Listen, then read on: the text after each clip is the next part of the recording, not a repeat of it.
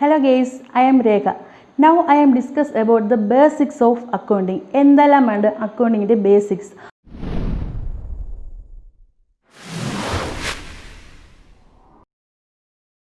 Account എന്ന് പറയുന്ന word കേൾക്കുമ്പോൾ തന്നെ നമ്മുടെ മനസ്സിലേക്ക് വരുന്ന എന്താണ്? കുറേയധികം കണക്കുകളാണ്, കുറേയധികം കാൽക്കുലേഷൻസ് ആണ്. കുറച്ച് പേർക്കെങ്കിലും അക്കൗണ്ടിങ് എന്ന് പറയുന്ന സബ്ജക്റ്റ് കുറച്ച് ഡിഫിക്കൽട്ടായിട്ട് തോന്നാറുണ്ട്. പക്ഷേ അങ്ങനെയൊന്നുമില്ല. കുറേ അഡീഷൻസും സബ്സ്ട്രാക്ഷൻസും അല്ലാതെ മറ്റൊന്നും തന്നെ അക്കൗണ്ടിങ്ങിൽ ഇല്ലെന്ന് തന്നെ വേണമെങ്കിൽ നമുക്ക് പറയാം.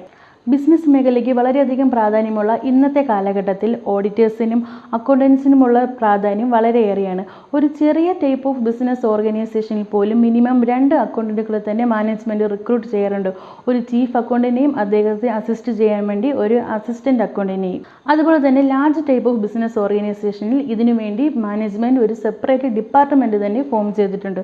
അതാണ് ഫിനാൻസ് ഡിപ്പാർട്ട്മെൻറ്റ്. ഈ ഫിനാൻസ് ഡിപ്പാർട്ട്മെൻറ്റിൽ അധികവും കൊമേഴ്സ് ബാക്ക്ഗ്രൗണ്ടിലുള്ള എംപ്ലോയീസും അക്കൗണ്ടിങ് പ്രൊഫഷണൽസുമാണ്. അതുകൊണ്ട് തന്നെ അക്കൗണ്ടിങ്ങിനുള്ള പ്രാധാന്യം ഇന്നത്തെ കാലഘട്ടത്തിൽ വളരെയേറെയാണ്. ഹയർ സെക്കൻഡറി എഡ്യൂക്കേഷൻ കഴിഞ്ഞ് കൊമേഴ്സ് ബാക്ക്ഗ്രൗണ്ട് അല്ലാത്ത സ്റ്റുഡൻസിന് പോലും അവരുടെ ഗ്രാജുവേഷനും പോസ്റ്റ് ഗ്രാജുവേഷനും കൊമേഴ്സ് റിലേറ്റഡ് കോഴ്സുകളും അക്കൗണ്ടിങ് കോഴ്സുകളും ചൂസ് ചെയ്ത് പഠിക്കാനും കഴിയും എന്നതാണ് ഇതിൻ്റെ ഏറ്റവും വലിയ പ്രത്യേകത. അക്കൗണ്ടിങ് ഒരു പ്രൊഫഷണൽ തിരഞ്ഞെടുക്കാൻ ആഗ്രഹിക്കുന്ന ബിഗിനേഴ്സിന് പോലും വളരെ എളുപ്പത്തിൽ മനസ്സിലാക്കാൻ കഴിയുന്ന അക്കൗണ്ടിങ്ങിൻ്റെ ബേസിക് മുതലുള്ള ക്ലാസ്സുകൾ നമ്മൾ നെക്സ്റ്റ് വീഡിയോ മുതൽ ഡിസ്കസ് ചെയ്യുന്നതാണ്.